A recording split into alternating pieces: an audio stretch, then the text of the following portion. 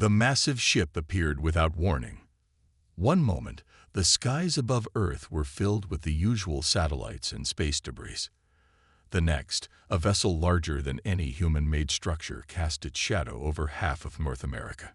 Its metallic surface gleamed with an otherworldly purple sheen, and strange symbols pulsed along its hull with gentle blue light. At first, every military on Earth went into high alert. Fighter jets scrambled into defensive positions, and missile systems locked onto the unknown target. But before anyone could make a dangerous mistake, the ship broadcasted its message on every frequency, in perfect English. People of Earth, this is Ambassador Reed of the Galactic Empire. We represent 300 species across 12,000 worlds. Your primitive civilization has been deemed worthy of integration into our grand empire. You have 48 Earth hours to submit to imperial rule. The message repeated in every major language on the planet.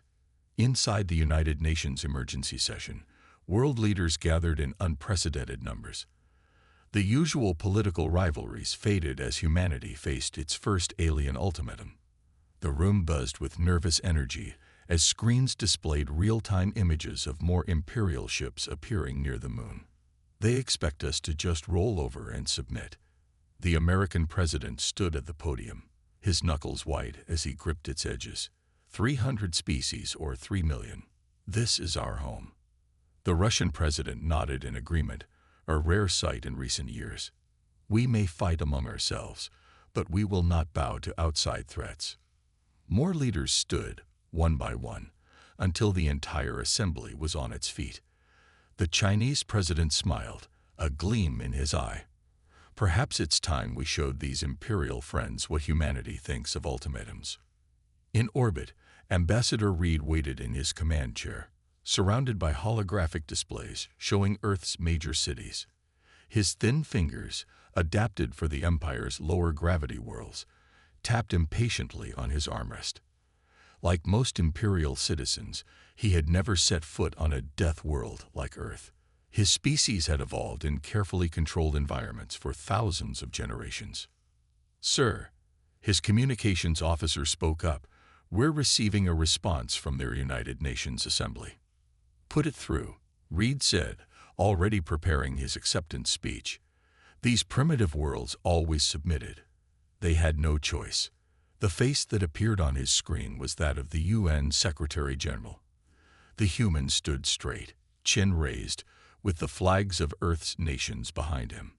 Ambassador Reed, the Secretary-General, spoke clearly and calmly. "We have considered your offer of integration into the Galactic Empire. On behalf of humanity and all nations of Earth, our answer is no." Reed blinked his large eyes in confusion.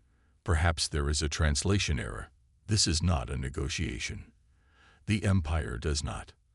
"There is no error, Ambassador." The Secretary-General's voice grew firmer. "Humanity does not submit to threats. We are willing to discuss peaceful relations between equals, but we will not be subjugated." Reed's skin flushed a deep orange, a sign of anger in his species. "You primitive fool. You have no concept of the Empire's power. We could destroy your civilization with a single command." "Perhaps," the Secretary-General replied, still maddeningly calm. "But you should know that humanity has survived ice ages, plagues, world wars, and its own destructive nature. We've learned from each challenge, grown stronger. If you choose violence, you will learn why Earth has remained independent all these millennia." "You have 24 hours to reconsider," Reed snarled, cutting the transmission. As the emergency session continued, military leaders worldwide mobilized their forces. Scientists rushed to analyze the alien transmissions, looking for weaknesses, and in homes across the planet, humans did what they had always done in the face of overwhelming odds. They prepared to fight. The next day would prove that humanity's greatest strength wasn't its weapons or technology, but its absolute refusal to surrender its freedom. The Galactic Empire was about to learn why Earth had never been conquered, and why it never would be. The clock was ticking. The Imperial ships struck at dawn. Their massive vessels descended through Earth's atmosphere, targeting the Sahara Desert as their landing zone. Ambassador Reed had chosen this location carefully, a vast, empty space perfect for establishing their first military base on this stubborn planet. But something went wrong the moment they entered the lower atmosphere. "Sir, our systems are failing." The Imperial pilot's voice shook with panic. "The magnetic fields, they're nothing like our data suggested." Reed watched in horror as warning lights flashed across his command center. Earth's natural magnetic field was far more powerful than their sensors had initially detected. Their ship's artificial gravity began to fluctuate, and their navigation systems showed conflicting readings. "Impossible," Reed muttered. "We've conquered hundreds of worlds. This primitive planet cannot defeat our technology." But Earth wasn't finished surprising them. The first dropship of Imperial troops crashed more than landed. The soldiers, wearing their advanced battle suits, stumbled out of the vehicle. Their movements were slow and clumsy, like they were walking through thick mud. "Command, something's wrong with our suits," the squad leader reported, his breathing heavy. "The gravity, it's crushing us." The Empire's soldiers had evolved and trained on worlds with 1/3 of Earth's gravity. Their bodies, made soft by generations of genetic engineering, couldn't handle the planet's natural pull. Even their powered armor couldn't fully compensate. Earth's military forces watched from a safe distance, gathering data on their opponents' every weakness. General Thompson of the United States Army turned to his British counterpart with a slight smile. "They can barely stand up," he observed. "All that advanced technology, and they forgot about basic physics." The British general nodded, watching through high-powered binoculars. "Reminds me of the old saying, the more complex the system, the more ways it can fail." The Imperial forces tried to establish their base, but Earth had more surprises in store. A sandstorm appeared on the horizon, common in the Sahara, but terrifying to species that had never experienced natural weather. The storm's intensity overwhelmed their shields, designed for energy weapons, but useless against millions of tiny particles. "Abort the landing," Reed screamed into his communication system. "Get our troops back to the ships." But it was too late. The combination of high gravity, magnetic interference, and natural weather had turned their simple invasion into a disaster. Emergency beacons lit up the desert as Imperial soldiers called for immediate evacuation. From secret bunkers around the world, human leaders watched the Empire's failure with growing confidence. The Russian president couldn't hide his amusement as he addressed the Emergency Council. "They thought we were primitive because we adapted to our world naturally," he said. "Instead, they made themselves weak by hiding from the challenges that made us strong." The Chinese president agreed, pointing to the live satellite feed. "Look at their ships. They're retreating to orbit. They can't handle Earth's conditions." In orbit, Ambassador Reed faced the hardest moment of his career. His invasion force, meant to subdue this primitive world, had been defeated not by advanced weapons or superior tactics, but by the simple natural forces of Earth itself. "Status report," he demanded, his voice hollow. 40% of our landing craft damaged beyond repair," his officer reported. 35 soldiers experiencing severe health issues from gravity exposure. 3 ships reporting complete navigation system failure due to magnetic interference. Reed stared at the blue planet below, seeing it with new eyes. This wasn't just another world to conquer. It was a death world that had shaped its inhabitants into something the Empire had never encountered before. As the last rescue ships docked with the Imperial fleet, Earth's governments prepared a message. It was time to show the Empire that humanity wasn't just refusing to submit. They were ready to fight back. The message was simple, broadcast on all frequencies in every language the Empire had used. This was your only warning. Earth is not your colony. Earth is not your conquest.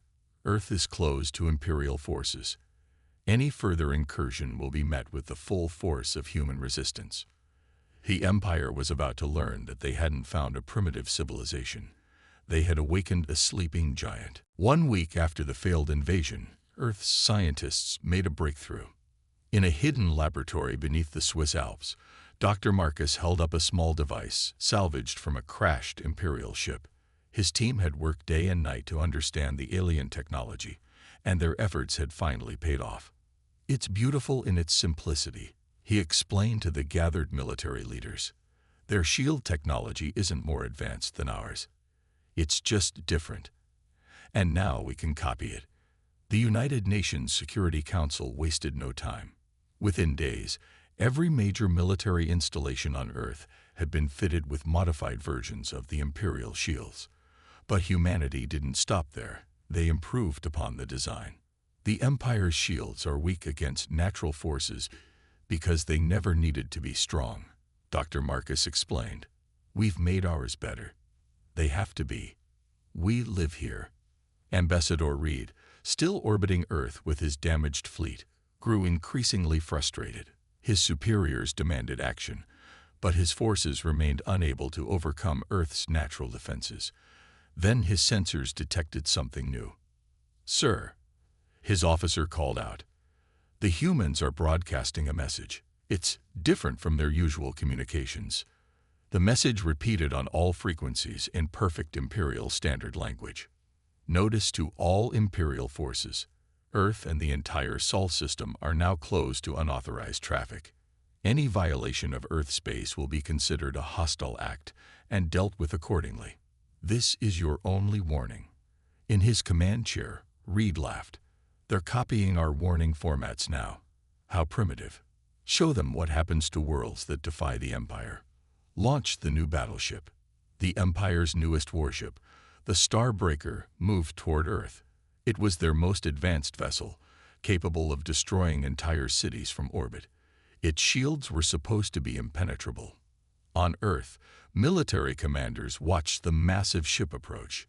In an underground command center, General Thompson's finger hovered over a red button. "Let them get a little closer," he said calmly. "Let them think they have us." The Starbreaker entered Earth's upper atmosphere, its weapons charging. Ambassador Reed smiled, expecting the humans to beg for mercy at any moment. "Sir," his officer interrupted, "the human shields. They're different from our records." "The pattern is..." The officer never finished his sentence. General Thompson had pressed the button. Earth's new defensive system activated. A combination of modified Imperial shield technology and humanity's understanding of their own planet's magnetic field created something the Empire had never seen before. The Starbreaker's systems went dark instantly. "What's happening?" Reed demanded, watching in horror as Earth's most powerful warship began to fall. The Starbreaker, its artificial gravity reversed by Earth's modified shields, plummeted into the Atlantic Ocean. Its Imperial crew, unable to handle Earth's gravity, couldn't even reach their escape pods. The entire operation had taken less than 5 minutes. In the UN Security Council chamber, cheers erupted as screens showed the Empire's greatest warship sinking into Earth's oceans. The Brazilian president stood up, grinning. "Perhaps now they'll take our warning seriously," she said. The Chinese president nodded in agreement. They thought their technology made them invincible. They never understood that true strength comes from overcoming challenges, not avoiding them. Ambassador Reed received new orders from his superiors that evening. The Empire, for the first time in its history, was retreating. But they weren't leaving empty-handed. They had learned a costly lesson about underestimating primitive species. As the Imperial fleet prepared to leave Earth's orbit, they received one final message. This time, it was accompanied by images of their mighty Starbreaker being dragged from the ocean by human ships. "Your warship will be studied and displayed in our museums," the message read. "Let it serve as a reminder. Earth is not weak. Earth is not primitive. Earth is closed to the Empire. Violate our space again, and you'll lose more than just one ship."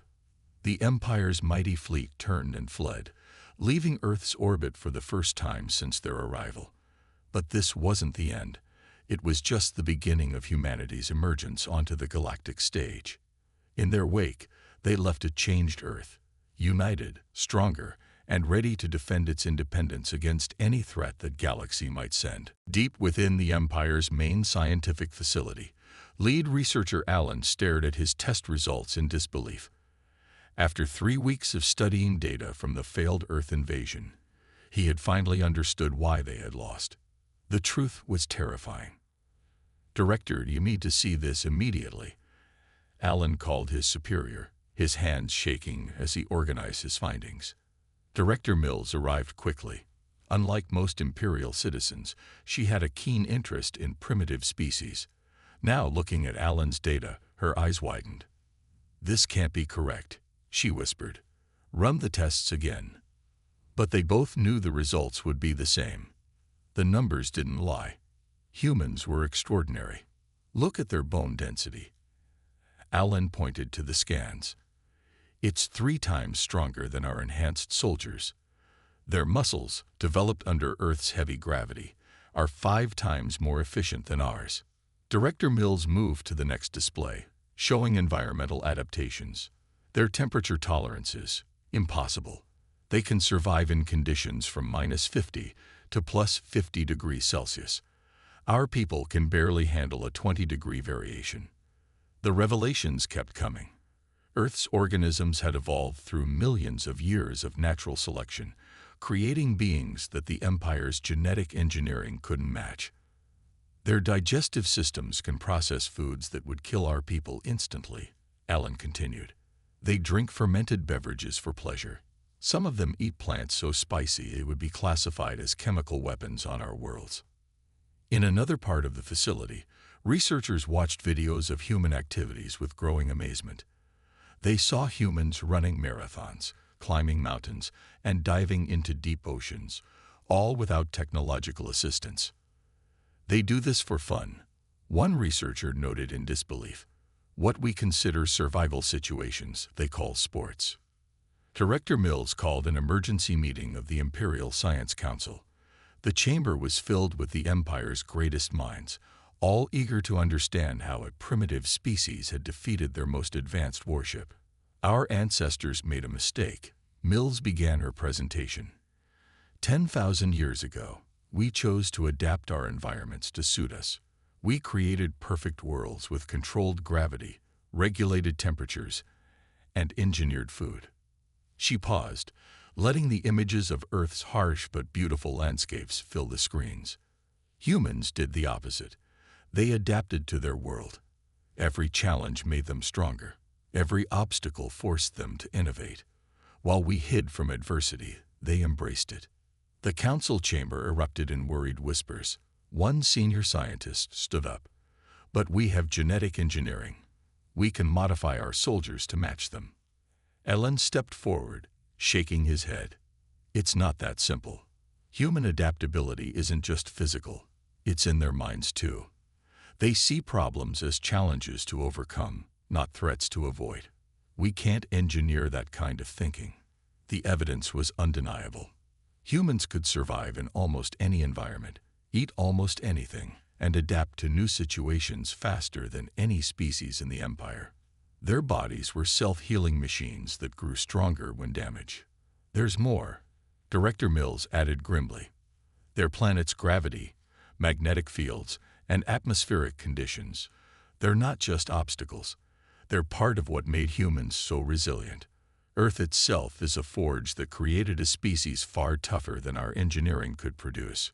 The implications were clear. The Empire's strategy of terraforming worlds and engineering their populations had backfired. They had created a civilization of specialists who couldn't handle natural environments. In her private office later, Director Mills recorded her final conclusions. "Earth isn't a primitive world. It's the last natural stronghold in the galaxy. Its people aren't savages. They're survivors, adapted to conditions we can barely imagine.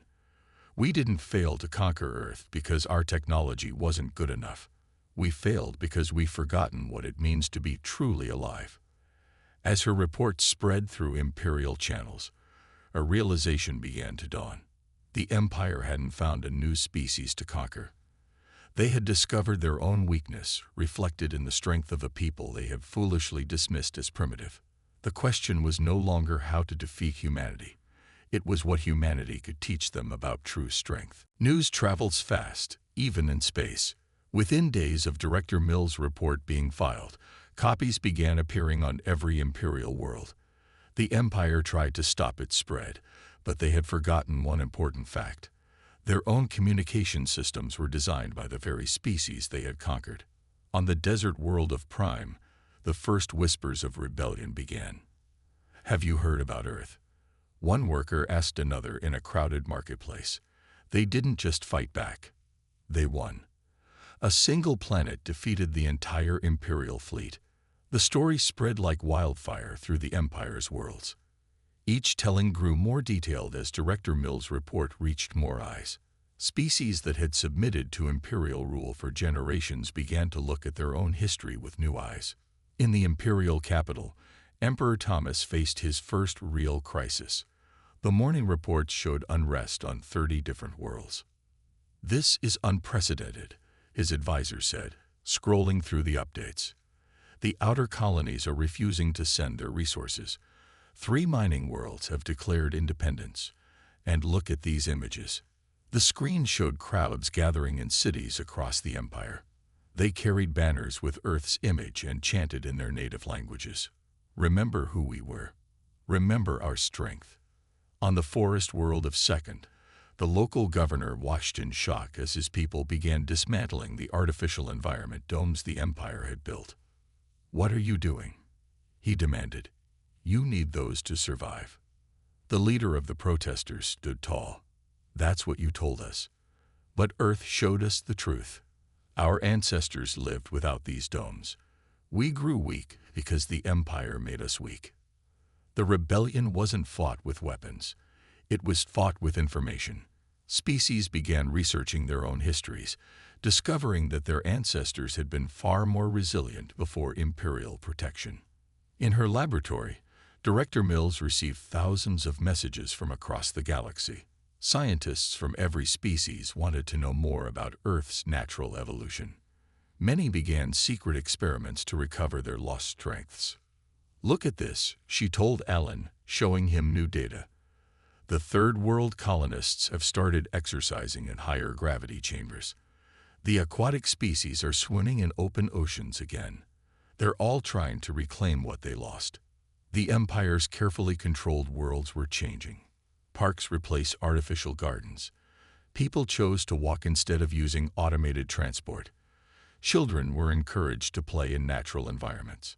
On Prime, a group of young scientists made an incredible discovery. Hidden in their planet's deepest caves, they found living creatures that had escaped Imperial modification. "These are our true ancestors," one scientist announced to a cheering crowd. "They survived here, adapting naturally like the humans of Earth. We can learn from them, become strong again." Emperor Thomas watched helplessly as his perfect empire began to crack. Centuries of control through comfort and dependence were undone by Earth's simple message. True strength comes from facing challenges, not avoiding them. In an emergency broadcast, he tried to maintain order. The Empire provides safety, structure, perfect worlds without danger or discomfort. But his words fell on deaf ears. The people had seen another way, Earth's way. A new movement swept through the galaxy. They called themselves the Naturalists. Their message was simple. Every species had evolved to face their world's challenges. The Empire had taken that strength away, but it could be reclaimed. In secret chambers and hidden meetings, representatives from hundreds of worlds began planning their future. They didn't want war with the Empire. They wanted freedom to grow strong again. On Earth, human leaders received countless messages from across the galaxy. Many asked for guidance, others for alliance, but all shared the same theme. Earth had shown them a better way. The Brazilian president smiled as she read the latest report. "We didn't just defeat their invasion," she told the UN Council. "We woke up the entire galaxy." The Chinese president nodded. "They wanted to make us weak like them. Instead, we made them strong like us." As the Empire's grip weakened, a new age began. But no one could have predicted what would happen next, when the Empire's leaders finally realized they couldn't stop the change Earth had started. Freedom, it seemed, was as natural as evolution itself. The Imperial flagship approached Earth's orbit, but this time it was different. No weapons were charged, no threats were broadcast. Instead, a simple message was sent.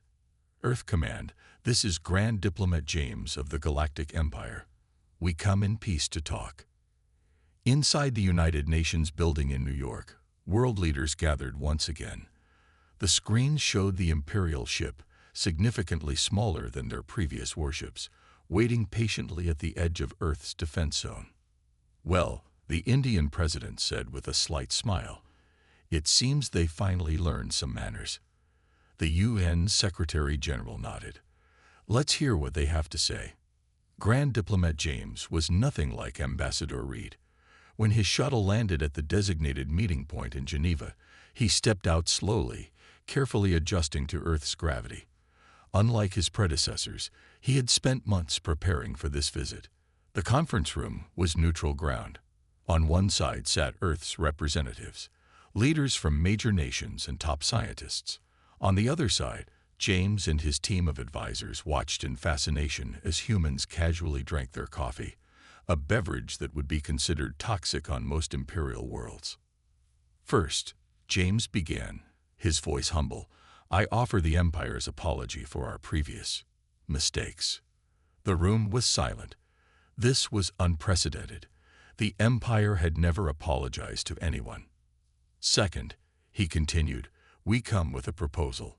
Not a demand, but an offer of partnership. Dr. Marcus, who had reverse engineered the Imperial shields, leaned forward. We're listening. James activated a holographic display showing various Imperial worlds. Our Empire is facing a crisis. The naturalist movement, inspired by Earth, is spreading. But instead of fighting it, we want to embrace it. He paused, looking at each human representative.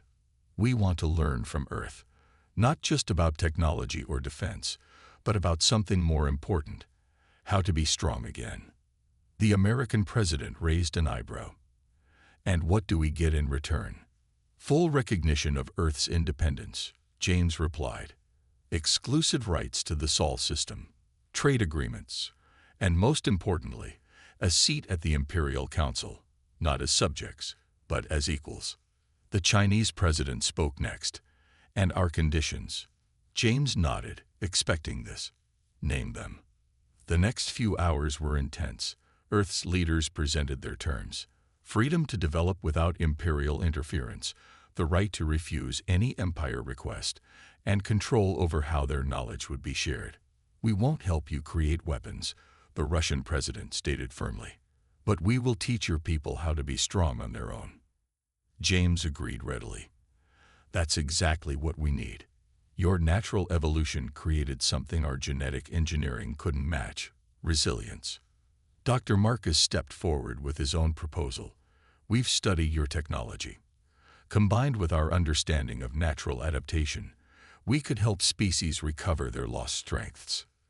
The negotiations continued for days. Reporters from across Earth and the Empire watched as a new kind of relationship formed, not of conqueror and conquered, but of teachers and students. The final agreement was simple but powerful. Earth would establish training centers where Imperial citizens could learn to adapt to natural conditions. In return, the Empire would share its technological knowledge, but on Earth's terms. There's one more thing, the UN Secretary General added at the final session. The Empire must acknowledge a fundamental truth. Diversity makes us stronger. Natural evolution, with all its challenges and setbacks, creates resilience that no artificial engineering can match. James stood, steadier now in Earth's gravity, and bowed, a human gesture he had learned. On behalf of the Empire, we agree. Perhaps it's time we all remembered what it means to grow naturally. As the agreement was signed, screens across the galaxy showed the historic moment. On hundreds of worlds, people celebrated. The Empire wasn't falling. It was changing, growing, becoming stronger. Earth had done the impossible. Without firing a shot, they had transformed an enemy into an ally and shown the galaxy a better way forward. As James prepared to leave, he turned to the Earth representatives with a final observation. You know, in all our years of conquest, we never understood true power. It's not about having the strongest weapons or the most advanced technology. It's about having the strength to face challenges and the wisdom to learn from them. The age of imperial conquest was over. The age of natural strength had begun. 5 years had passed since the historic negotiations. Earth had changed.